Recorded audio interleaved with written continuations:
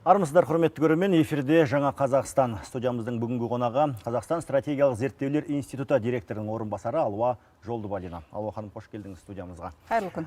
Енді тақырып бүгінгі белгілі саяси реформалар, референдум деп айтып жатырмыз. Жалпы осы саяси реформаларға тоқталмас бұрын алдымен мына референдум мәселесін анықтап алайықшы. Енді сіздер түрлі зерттеулер жүргізесіздер.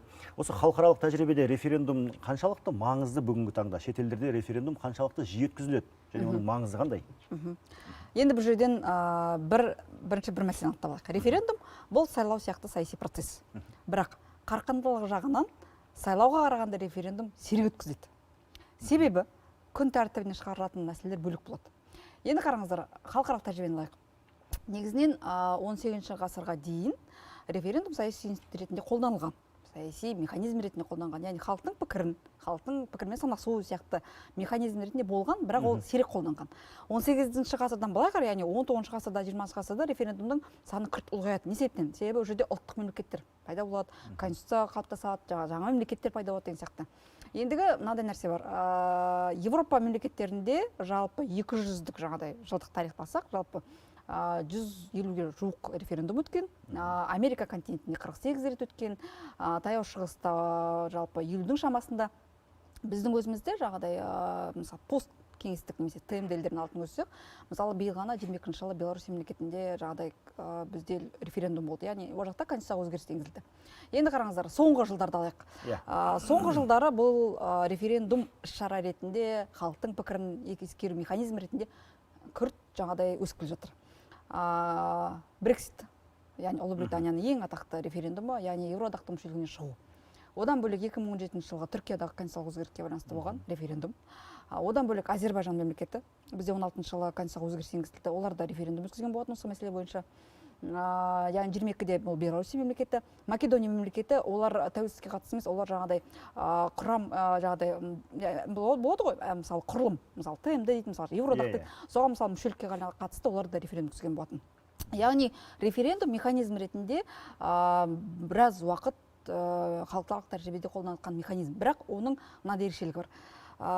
Ол бір тақырып бойынша өткізіледі. Ол кез келген мәселе бойынша референдум өткізе бермейді. Ең бірінші жиі өткізілетін мәселе ол конституциялық өзгеріс.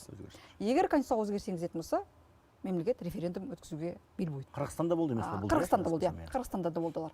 Екінші себептен, яғни екінші негіз референдум өткізуге ол мемлекет басшысының өкілеттігін ұзарту. Қазақстан тарихында ол болды.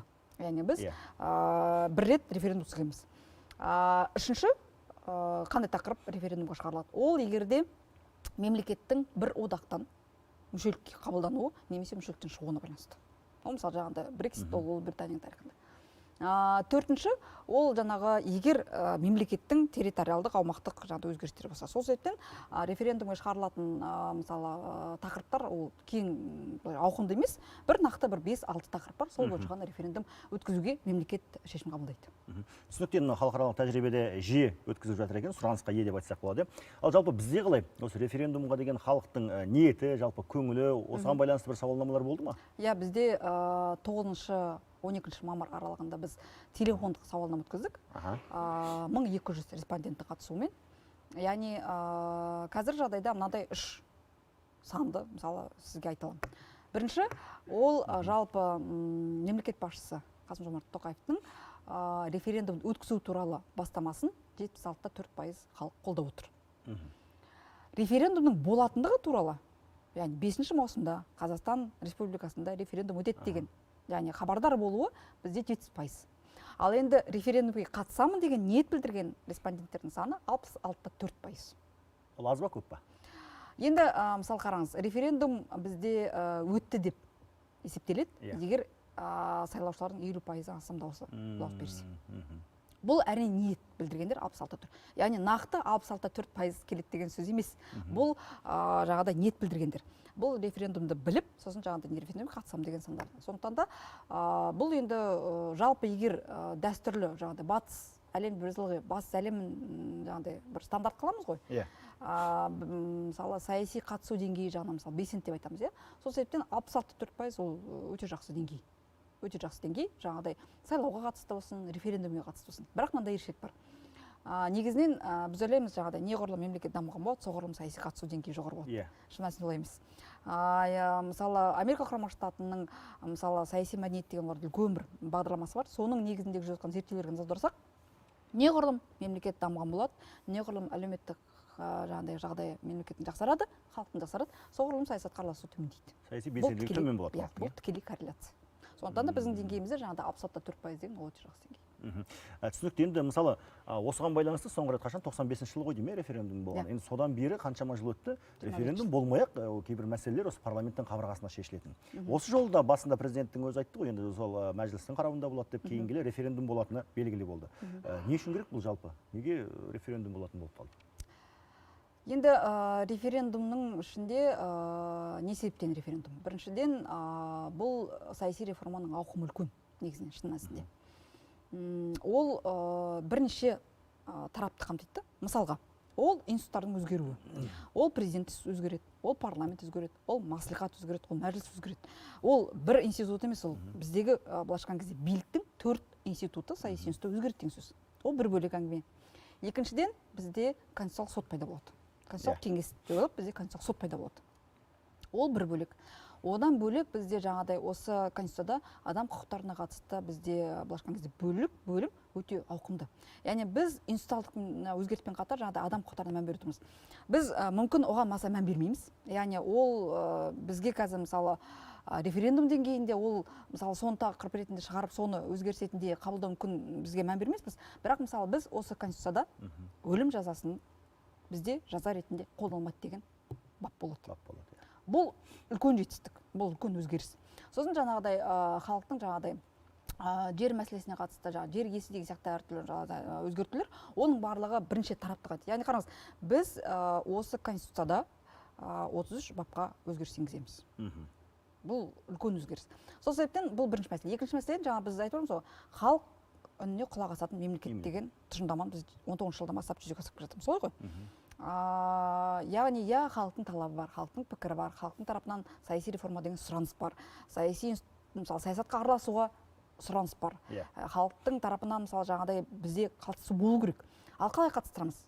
Біз тек қана парламенттегі депутаттардың пікірін ғана тыңдап қана емес, біз тікелей онда халықты тікелей қатыстыруымыз керек. Халықты тікелей қатыстырудың амалы ол не сайлау, ол не референдум. Басқаша бізде амал жоқ. Жол жоқ. Сол себептен біз бүгінгі таңда халықтың өзі таңдау, яғни бүгінде дауыс берейік. Бұл осы конституциялық өзгерісті қабылдаймыз ба, қабылдамаймыз. Сондықтан да референдумның маңыздылығы ол жаңағы елдегі болып жатқан үлкен тарихи өзгеріске, саяси өзгеріске халықты тікелей қатыстыру. Демек, халықтың неғұрлым көптеп келгені дұрыс қой референдумға қатысқан. Әрине. Енді жаңа сіз айтып қалдыңыз ғой, өлім жазасы туралы, өте үлкен өзгеріс деп. Осы өлім жазасы туралы да бір түрлі пікірлер бар. Мынандай бір пікірлер бар. Жалпы әлеуметтік желі бар, басқа да оқып отырсаң, осы өлім жазасы негізі алып тастауына қарсы шығып жатқандар бар. Себебі қылмыскерлер көбейеді, қылмыс көбейеді, аса ауыр қылмыстарға оны қалдырған мүмкін жөн бе деген. Осыған көзқарасыңыз қалай сіздің? Мен енді былайша кезде көп жағдайда егер пікір айтсам, егер факт келтірсем, мен міндетті түрде зерттеуге негіздеме жасаймын. Яғни бұл өз ойым пікірім емес. Бұл бірнеше жылдар жүргізген зерттеудің нәтижесі.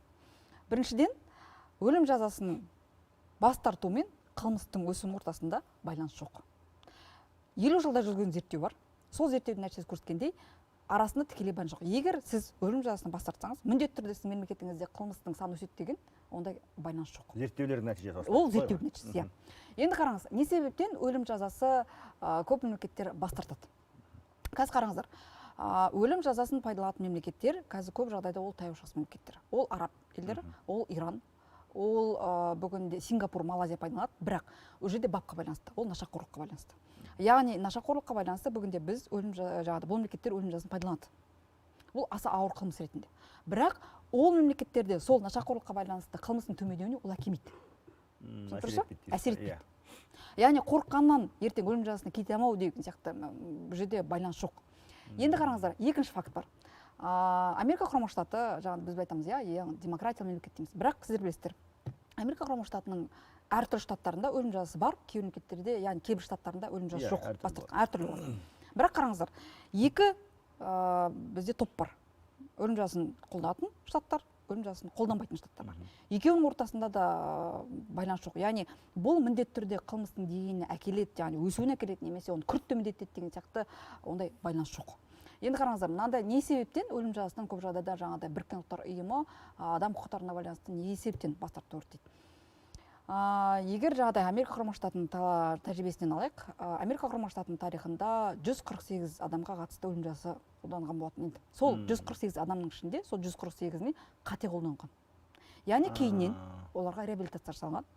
Кейіннен оларға жаңағыдай олардың қатысты шешім дұрыс шықпаған деп. Демек қате шығарылған ғой соттың шешімі. Иә, ойлаңызшы. Бір адам емес, екі адам емес, 148 адам. Яғни бұл құқықтық қате деген болады. Яғни соттың шешімінің қателігі деген болады. Ал оның құны адамның өмірі. Сондықтан да бұл жерде өте жақсы түсіну керек. Біз өлім жазасынан бас тартып отқанмен, біз ол қылмысты бостандыққа жібереміз деп айтып отқан жоқпыз ғой. Біз жаза қолданамыз. Ол өмір бойға жазалау бізде қалады. 25 жыл ма, 30 жыл ма, 40 жыл ма дейсің.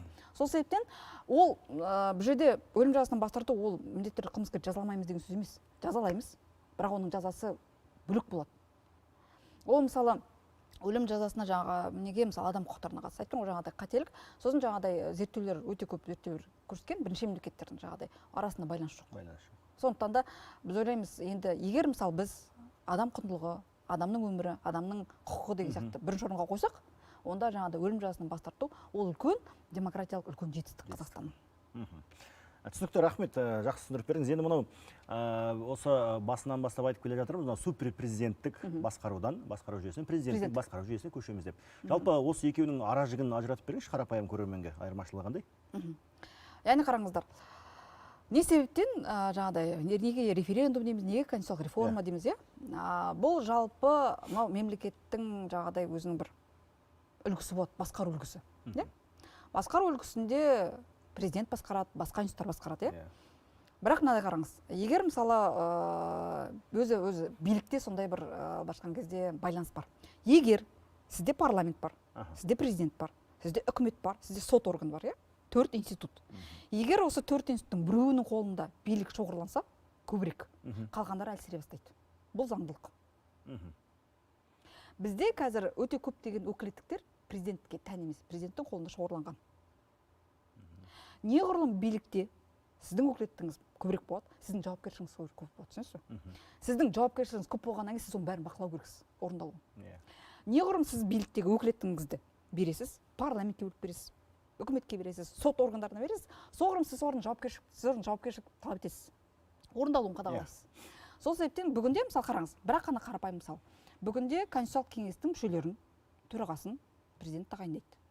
Бұл тікелей президенттің өкілеттігі. Енді қазір ол сенаттың келісімін алады. Өзі емес. Сенаттың келісімі керек, бірақ бәрібір президент тағайындайды оны. Иә, бірақ сенатпен бірге.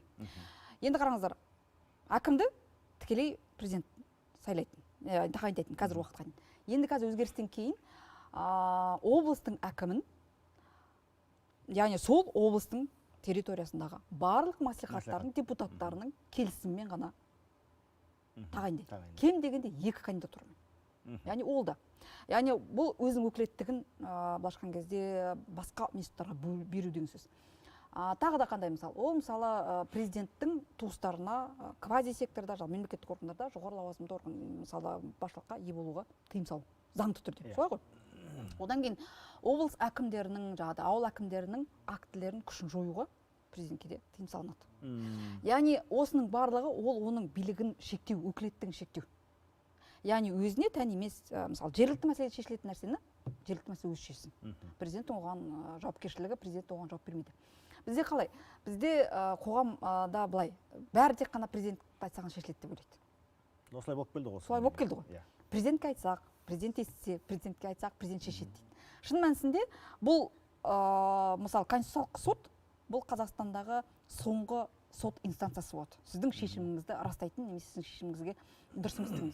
Тура сол сияқты президент бұл соңғы инстанция, мысалы жаңағыдай сіздің шағымдануыңыздың немесе жаңағыдай бір өтініш білдіруіңізге. Бірақ деген ол кісі үлкен өкілеттігі өкілеттігі бар. Ал қазір егер мысалы өкілеттікті біз жергілікті билікке берсек, жергілікті ол мәселені өзі шешу керек, өзі қадағалау керек, өзі орындау керек.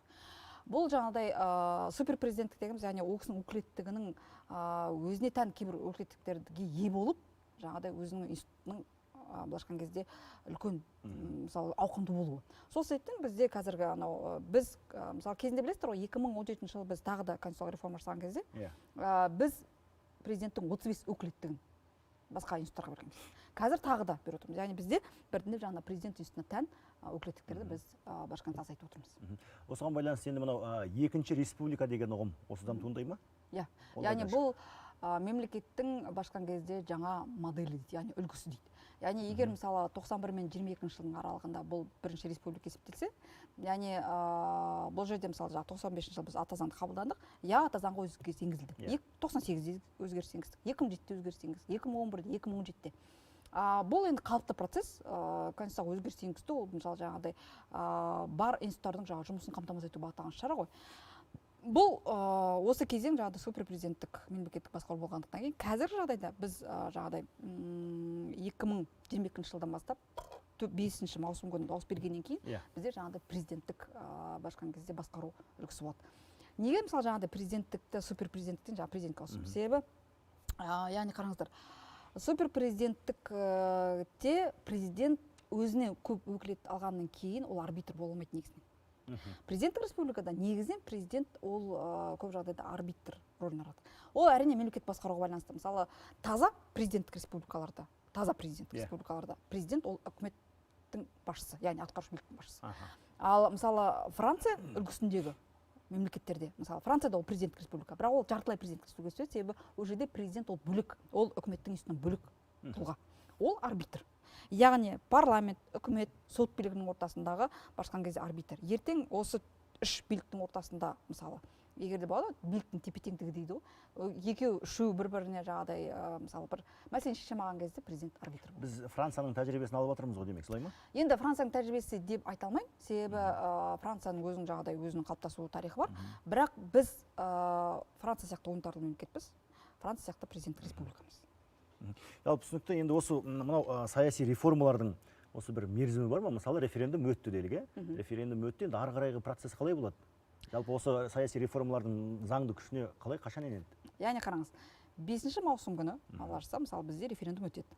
Халық бізде конституциялық өзгеріске дауыс береді.